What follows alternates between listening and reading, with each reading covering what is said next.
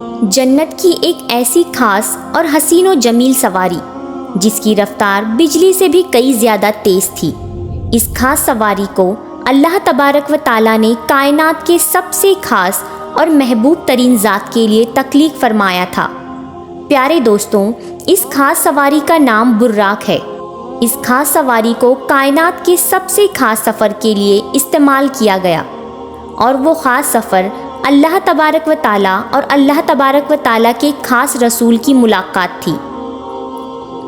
پیارے دوستوں، نبوت کے 11ویں سال ہجرت سے 2 سال پہلے 27 رجب و مرجب پیر کی سہانی اور نورانی بھری رات تھی، اور حضور پاک صلی اللہ علیہ وسلم نماز عشاء ادا کرنے کے بعد اپنی چچا زاد بہن حضرت ام ہانی کے گھر آرام فرما رہے تھے۔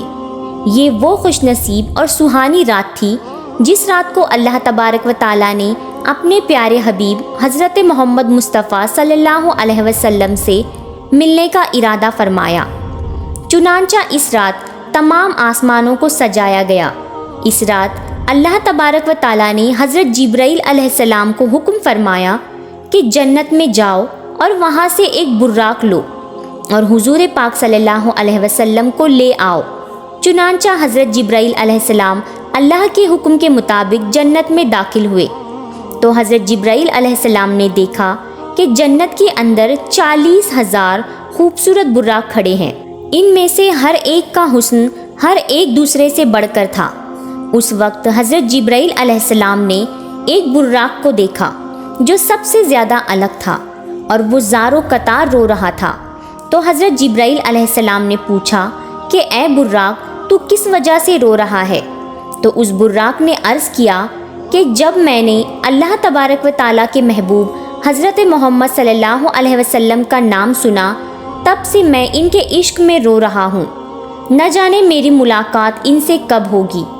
چنانچہ حضرت جبرائیل علیہ السلام نے جب اس براق کا حضور پاک صلی اللہ علیہ وسلم سے عشق دیکھا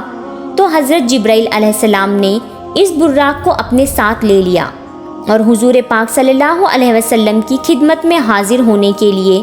جنت سے روانہ ہو گئے۔ ادھر حضور صلی اللہ علیہ وسلم اپنے کمرے میں آرام فرما رہے تھے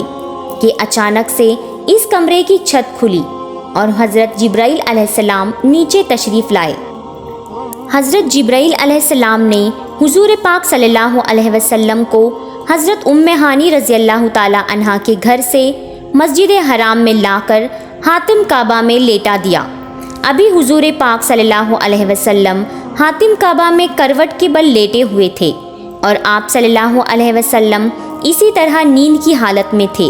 کہ حضرت جبرائیل علیہ السلام ایک بار پھر حضور پاک صلی اللہ علیہ وسلم کی خدمت میں حاضر ہوئے۔ اس بار جبرائیل علیہ السلام نے حضور پاک صلی اللہ علیہ وسلم کے سینے انور کو پسلی کی ہڈی سے لے کر پیٹ کے نیچے تک سینے کو چاک کیا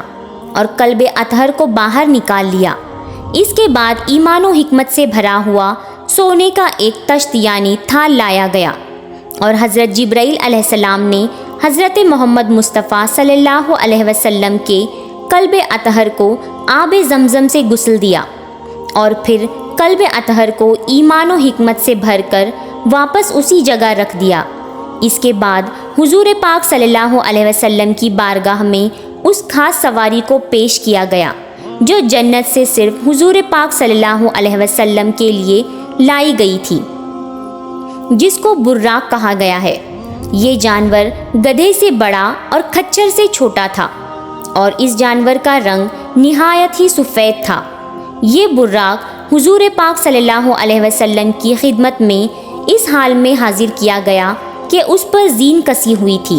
اور لگام لگائی ہوئی تھی۔ پیارے دوستوں، اس کی رفتار کا عالم یہ تھا کہ جہاں پر نظر پڑتی وہاں پر یہ اپنا قدم رکھتا۔ جب یہ براق بلندی پر چڑھتا تو اس کے ہاتھ چھوٹے اور پاؤں لمبے ہو جاتے، اور جب یہ براق نیچے کی طرف اترتا تو اس کے ہاتھ لمبے اور پاؤں چھوٹے ہو جاتے، جس کی وجہ سے دونوں ہی صورتوں میں اس کی پیٹھ برابر رہتی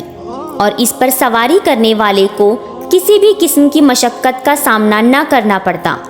حضور پاک صلی اللہ علیہ وسلم نے جب اس براق پر سواری کرنے کا ارادہ کیا تو اس کے قریب تشریف لائے اور اس براق نے خوشی کے مارے اچھلنا کودنا شروع کر دیا۔ یہ دیکھ کر حضرت جبرائیل علیہ السلام نے اپنا ہاتھ اس کی گردن کے بالوں پر پھیرا اور فرمایا کہ اے براق، تجھے حیا نہیں آتی؟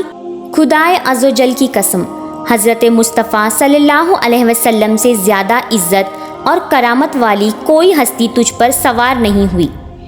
حضرت جبرائیل علیہ السلام کی یہ بات سن کر براق حیا کے مارے پسینے پسینے ہو گیا